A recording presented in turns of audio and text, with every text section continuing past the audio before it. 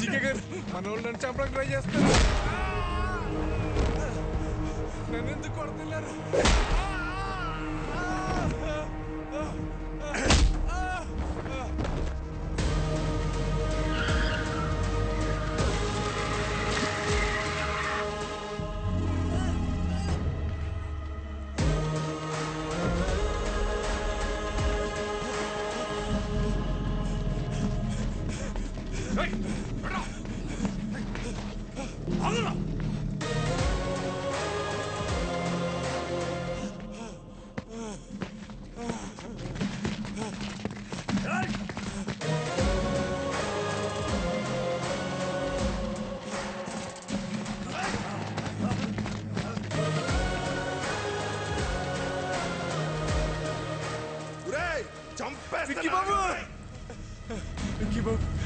నన్ను క్షమించండి విక్కీ బాబు. నేను డబ్బు కగుర్తుపడి పని చేశాను. నన్ను ఎలాగైనా సరే ప్రాణాలతో కోర్టుకు తీసుకెళ్ళండి. నేను ఎప్పుడు మారిపోతాను. ఆ జీకే గురించి మొత్తం నిజం చెప్పేస్తాను. దయచేసి నన్ను కాపాడండి బాబు.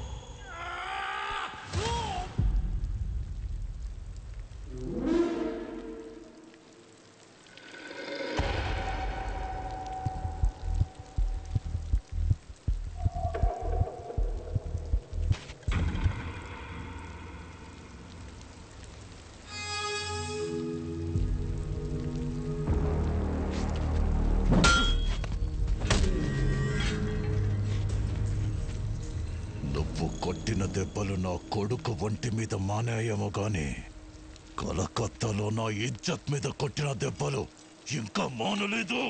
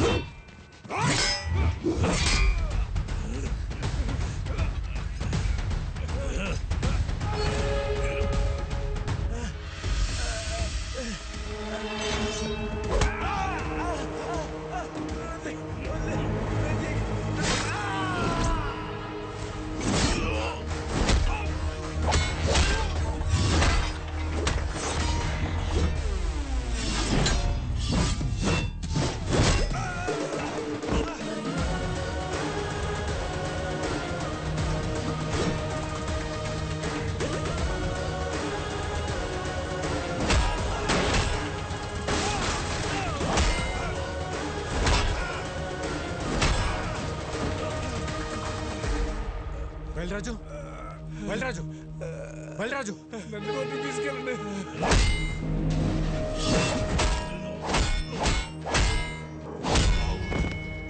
విక్కీ భాయ్ చూడదా మేరా పాపకు లైఫ్ లో మళ్ళీ నీకు కనిపించు ప్లీజ్. విక్కీ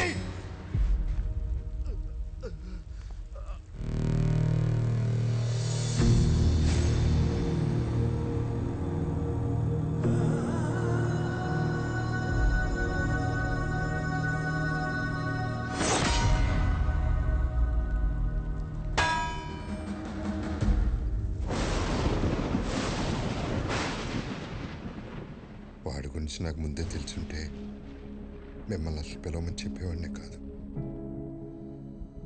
నిజం తెలిసాక కూడా భైరవిని వాడికి ఇచ్చి పెళ్లి చేయటం మోసం అవుతుంది. అది నాకు కరెక్ట్ అనిపించట్లేదు. నా వల్ల తప్పు జరిగింది, క్షమించండి.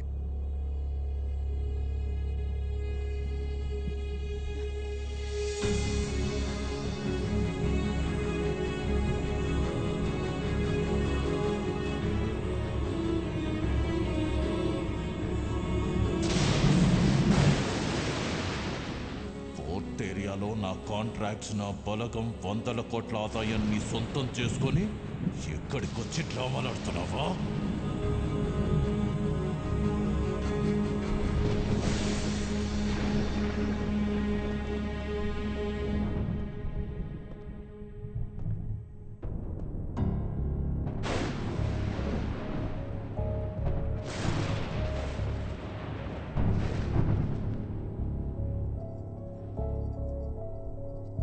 విక్కీ, ఏంట్రా ఇదంతా?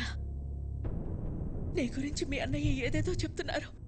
పెళ్లి జరగదని భైరవి వాళ్ళని కూడా పంపించేశారు. వాళ్ళు మనల్ని నమ్మొచ్చారు భువన, వాణ్ణి కాదు.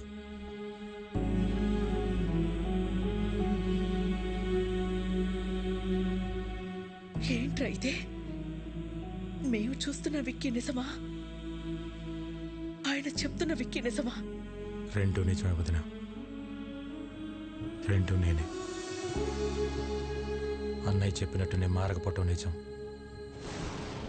భైరవ్ని ప్రేమించడం నిజం, అలాగే మీరందరూ కావాలనుకోవటం, హ్యాపీగా ఉండాలనుకోవటం కూడా నిజం. అంటే నా కళ్ళతో నేను చూసింది అబద్ధమా? కాదన్నయ్య, నీకు నాకు తేడా ఏంటో తెలుసా? చిన్నప్పుడు ప్రపంచాన్ని నాకు నీ కళ్ళతో చూపించాలనుకున్నావు, నేను నా కళ్ళతో చూద్దాం అనుకున్నాను. గొంతెత్తితే తలెత్తాను, చేయితే కాలెత్తాను, దాడికి దాడి, మోసానికి మోసం చేశాను. చేసిన తప్పు సమర్థించుకుంటున్నావా? నేను చేసిన తప్పే కాదంటున్నాను. నేను చేసింది చెప్తే మీరు బాధపడతారని నేను అబద్ధం చెప్పాను. మీ ప్రాబ్లం నాకు తెలిస్తే నేను బాధపడతానని అందరి చేత నువ్వు అబద్ధం చెప్పించావు.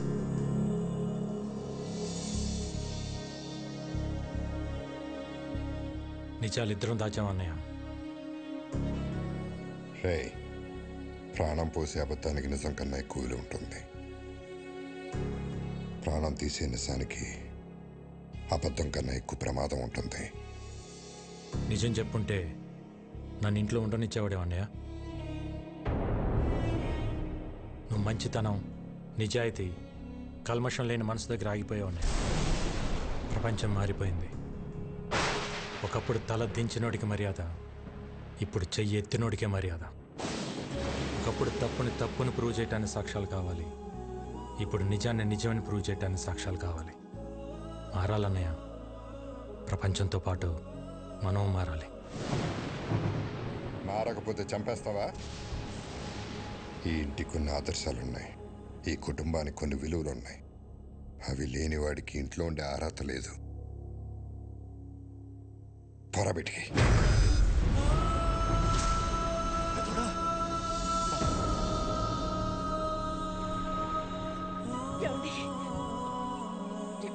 ఏంటి మాటలు? తినే తిండిలోనే తప్పుంటే తట్టుకోలేక పోరాటం చేస్తున్నాను. అలాంటిది ఒక తప్పుడు మనిషిని ఇంట్లో పెట్టుకోమంటావా? పొమ్మనన్నాను బయటికి.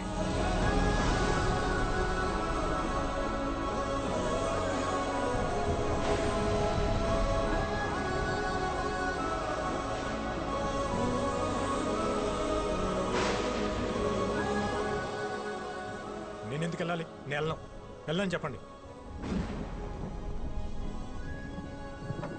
ఆయనేమో నేను తిరిగి రావాలని హోమాలు చేయొచ్చు, వదినేమో నేను బాగుండాలని చెప్పి పూజలు చేయొచ్చు, కానీ ఇంటికి కష్టం వచ్చినప్పుడు నేను నిలబడటం తప్ప? నాకు ఆ మాత్రం బాధ్యత, హక్కు ఉండదా? ఉంటుంది. ఎప్పుడు? నువ్వు నిజాయితీగా ఉన్నప్పుడు, ఎవరిని మోసం చేయనప్పుడు.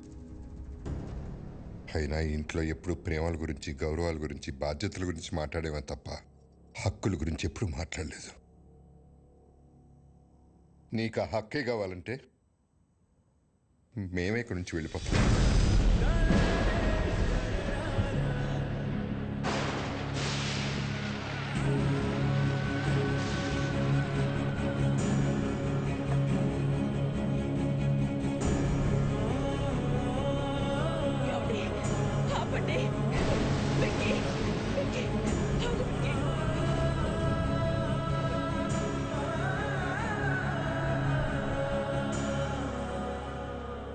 ఇన్ని రోజులు నేను ఇంట్లో ఉంటే అన్నయ్య సంతోషంగా ఉంటాడనుకున్నా, కానీ ఇంట్లో నుంచి వెళ్తేనే అన్నయ్య సంతోషంగా ఉంటాడంటే ఒక్క సెకండ్ కూడా ఉండను వదిన.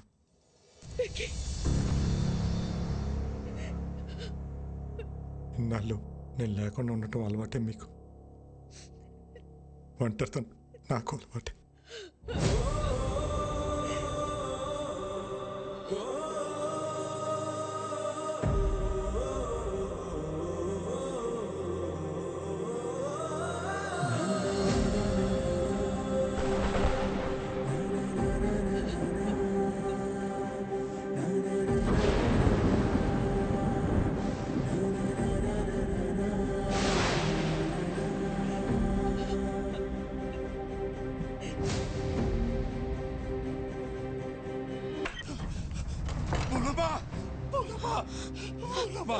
సరిపోయింది. ఏమైంది? పిల్లలకు బాగాలేదు, ఏరియా హాస్పిటల్ మార్చాలని పొద్దున్నే ఫోన్ వచ్చింది.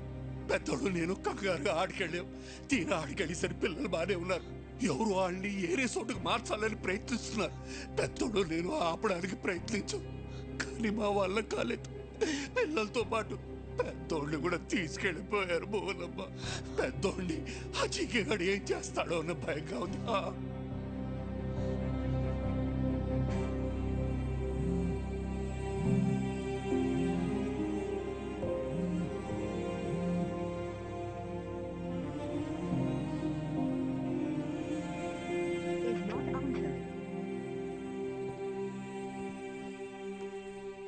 ఏంటి మిస్డ్ కాల్స్ ఉన్నాయి? విక్కీ, వదినా, ఈరోజు కోర్టులో మీ అన్నయ్య కేసు హియరింగ్ ఉంది. Final hearing. నీ అవసరం ఉంది.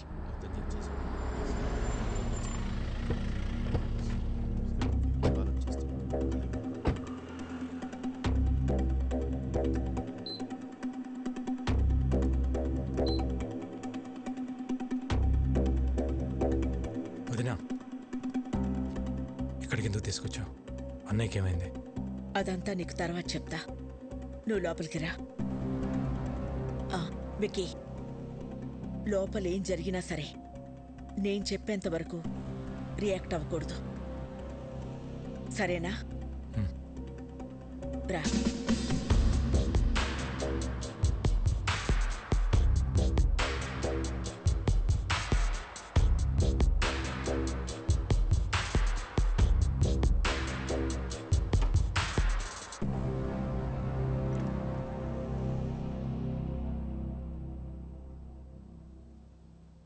పాపారావు, మా ఆయన ఎక్కడున్నారు? చెప్పండి కమిషనర్ గారు.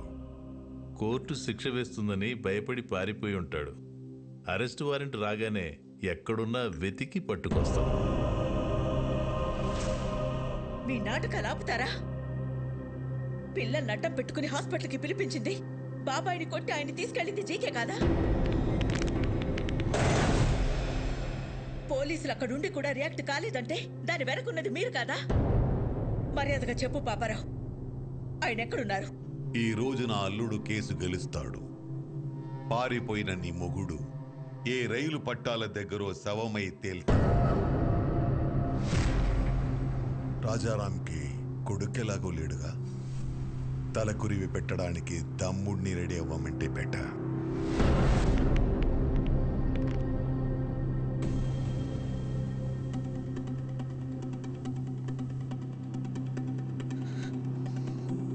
నువ్వేం చేస్తావో ఎలా చేస్తావో నాకు తెలీదు. కోర్టులో నీ కోసం ఎదురు చూస్తూ ఉంటాను. ఆయన ఎక్కడున్నా సరే 10:30కి హైకోర్టుకి తీసుకురావాల్సిన బాధ్యత నీది. ఆయన కేసులో ఓడిపోయినా తట్టుకోగలను, కానీ పారిపోయారన్న నిందని మాత్రం నేను భరించలేను.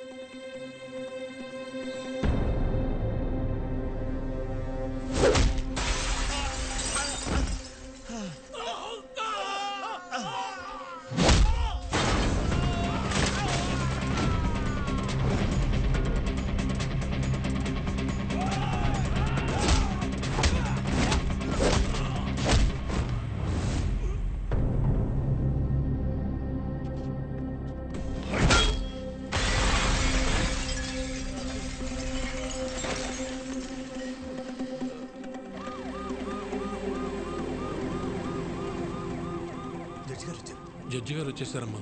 రాజారాం గారు ఇంకా రాలేదు. నాకేదో భయంగా ఉంది. మీరు భయపడొద్దు, ఆయన వస్తారు.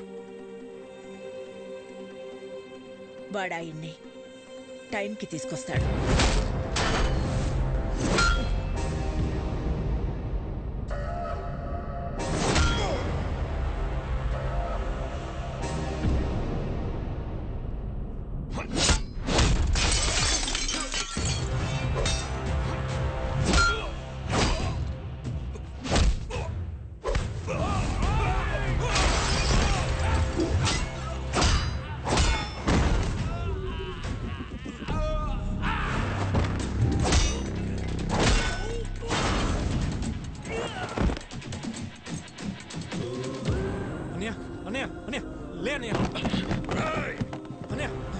నువ్వు నన్ను కొట్టిన ఒక్కొక్క దెబ్బకి ఇక్కడ ఒక్కొక్క ప్రాణం తీస్తా. రారా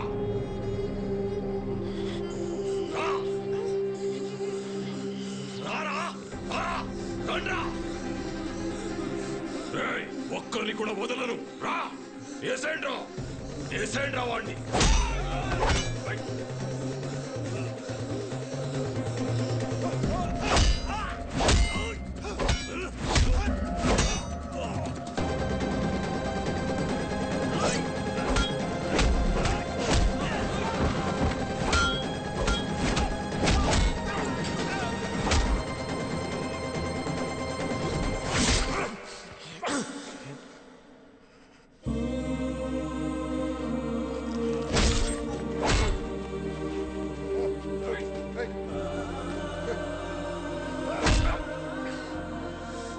ఇదిగో లాయర్ గారు, రాజారాం కోసం వెయిట్ చేస్తున్నారా? ఎందుకండి టైం వేస్ట్? హలో మేడం, పారిపోయినాడు ఎక్కడి నుంచి వస్తాడు? వీళ్ళు ఓవర్ యాక్షన్ లాయర్. ఇప్పుడు కాపాడరా ఆ పిల్లల్ని, నీ అన్నయ్యని. నా ప్లాన్స్ కి ఎన్నిసార్లు ఎదురు దెబ్బ కొట్టావురా? మీ అన్న ఇంటి మీదకు బీహారోళ్లను పంపిస్తే వాళ్ళని పరిగెత్తించి కొట్టావు.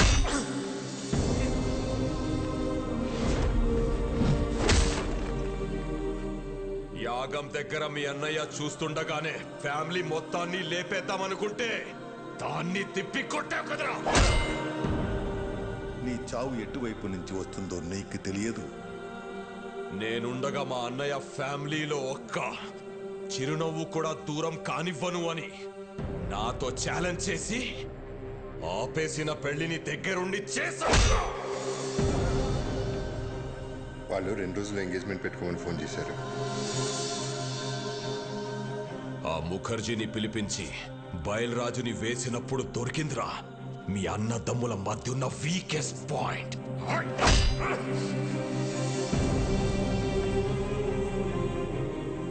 కాపాడరా, ఇప్పుడు కాపాడు. మీ అన్నని కాపాడడానికి వచ్చావు కదరా, ఇప్పుడు నిన్నెవడు కాపాడతాడ్రా?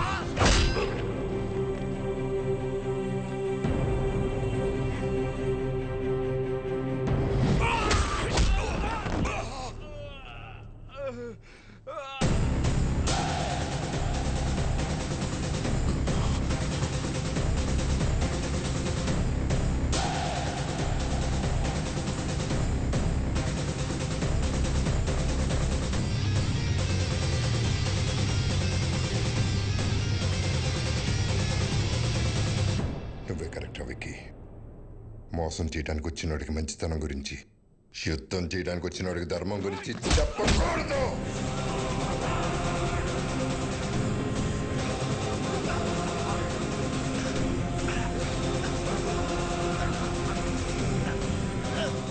చంపేస్తారా?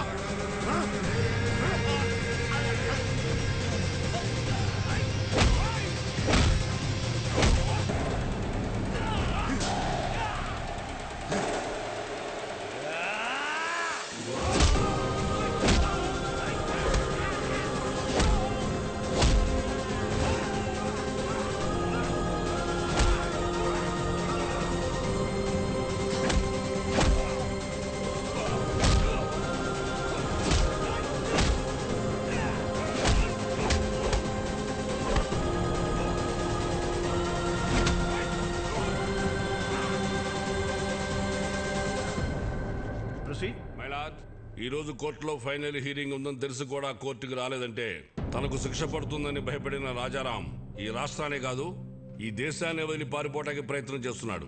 హలో రాజారాం ఇంకా రాడమ్మా, పారిపోయాడు. ఇంకా నువ్వు బ్రేకింగ్ న్యూస్ ఇచ్చుకో.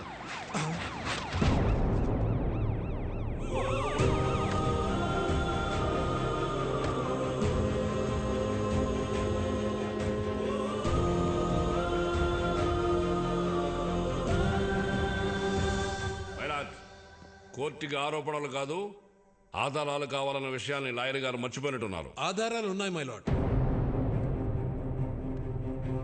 దానికి సంబంధించిన సాక్ష్యాధారాలన్నీ ఇందులో ఉన్నాయి. నా పేరు బయలురాజ్ సార్. జీకే గాడిచ్చిన డబ్బులకి ఆశపడి అనాథాశ్రమంకి వెళ్ళే ఫుడ్లో విషయం కలిపింది నేనే సార్. పాపం రాజారాం గారికి ఏం తెలియదండి. ఇదే నా మరణ వాంగ్మూలం కింద తీసుకోండి సార్.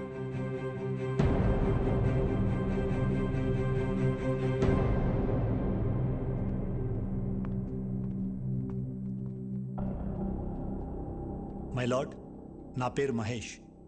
జీకే ఫుడ్ కంపెనీలో నేను ఫుడ్ సైంటిస్ట్గా పనిచేశాను. ఆ ప్రాసెసింగ్ యూనిట్ నుంచి వచ్చే ప్రతి ఒక్క ప్రోడక్ట్ కల్తీయే. ఆ ఫుడ్ ప్రోడక్ట్స్లో కలుపుతున్న కలరింగ్ ఏజెంట్ కూడా కల్తీ. వీటన్నిటి గురించి నేను ఒక రిపోర్ట్ తయారు చేసి ల్యాబ్కు టెస్టింగ్కి పంపిస్తే ఆ రిపోర్ట్స్ను కూడా మ్యానిపులేట్ చేశారు. వాళ్ళని వీళ్ళే బెదిరించి కంట్రోల్ చేస్తున్నారు మై లార్డ్. అంతేకాకుండా నన్ను నా ఫ్యామిలీని చంపుతామని బెదిరించారు మై లార్డ్. మై లార్డ్, ఇదంతా నా ప్రాపర్టీ కాపాడుకోవడం కోసం, షేర్ వాల్యూ పెంచుకోవడం కోసం, నా బ్రాండ్ ఇమేజ్ పెంచుకోవడం కోసం చేయట్లేదు. మన కోసం, మన పిల్లల కోసం, రాబోయే జనరేషన్ కోసం ఈ ఫైట్ చేస్తున్నాను. నాకు అలా అనిపించట్లేదు రానారు. ఈ రాజారాం గారు తన కాంపిటేటర్స్ అయిన జీకే గారి మీద పర్సనల్ రెవెంజ్ తీర్చుకుంటున్నట్టుంది. ఏంటి సార్ పర్సనల్? జీకే ఫుడ్స్ తిన్నందుకు 100 మంది పిల్లలు క్యాన్సర్ బారిన పట్టడం పర్సనలా, లేక ప్రశ్నించడం పర్సనలా? మిస్టర్, మీరేమైనా చెప్పాలనుకుంటే బోన్లోకి వచ్చి చెప్పండి. My lord, what we eat is what we are. మనం ఏం తింటామో అదే మనం. ఇవాళ తల్లికి పాలు పట్టడానికి మెడిసిన్స్ ఇవ్వడం దగ్గర నుంచి, పిల్లలు చాలా ఇష్టంగా తినే బిస్కెట్స్, చాక్లెట్ సిరప్స్ నుంచి పిజ్జాస్, బర్గర్స్ వరకు కల్తీ అంత ధైర్యంగా చేస్తున్నా తెలుసా sir? Nature identical flavour, substance, thickness, preservatives, ఎమల్సిఫైర్స్ అని చిన్న అక్షరాలతో వాటికి సంబంధించిన నెంబర్స్తో సహా ప్రింట్ చేసి మరీ అమ్ముతున్నారు సార్. ఈ ప్యాకేజ్డ్ ఫుడ్, ఫాస్ట్ ఫుడ్ తినడం వల్ల మన ఒంట్లో బ్లడ్ కాదు సార్, కెమికల్స్ రన్ అవుతున్నాయి. జనాల ప్రాణాలతో ఆడుకునే ప్రతి కంపెనీ మూతపడేలా, కల్తీ చేస్తే మరణశిక్ష పడుతుందని భయం వచ్చేలా గవర్నమెంట్ చట్టం తీసుకురావాలి సార్. లేకపోతే దేశంలో యువతరం మన కళ్ళ ముందే ముసల్దైపోతుంది. నెక్స్ట్ జనరేషన్కి ఉచిత విద్య, ఉచిత వైద్యం ఇవ్వకపోయినా పర్లేదు సార్. కల్తీ లేని ఆహారం ఇస్తే అన్ని వాళ్లే చూసుకుంటారు. మైలాడ్, ఇలాంటి స్పీచెస్ కి జనాలు మారరు. ఏంటయ్యా ప్రభాకర్ నువ్వు మాట్లాడేది? అతను మాట్లాడేది తన గురించి కాదు, మనందరి గురించి, మన పిల్లల గురించి, వాళ్ళ భవిష్యత్తు గురించి. నువ్వు రోజు కేసులు గెలిచి ఇంటికి డబ్బులు తీసుకెళ్తావు కదా, ఈ కేసు గెలిస్తే ఇంటికి తీసుకెళ్లేది డబ్బులు కాదు, జబ్బులు. మన నాయకులకి వాళ్ళ అధికారాన్ని కాపాడుకుందామన్న శ్రద్ధ కాకుండా రాజారాం గారి లాగా ఒక్కరు ఆలోచించినా కూడా మనకి ఈ దుస్థితి తప్పేది. ఈ కేసులో జీకేని దోషిగా పరిగణిస్తూ జీకే ఫుడ్స్ ని బ్యాన్ చేయాల్సిందిగా, అందులో ఉన్న ప్రోడక్ట్స్ ని కాన్ఫిస్కేట్ చేయాల్సిందిగా పోలీసు వారిని ఆదేశిస్తున్నాను. ఇదే కేసులో అసత్య ఆరోపణలు ఎదుర్కొంటున్న రాజారాం గారిని నిర్దోషిగా ప్రకటిస్తున్నాను.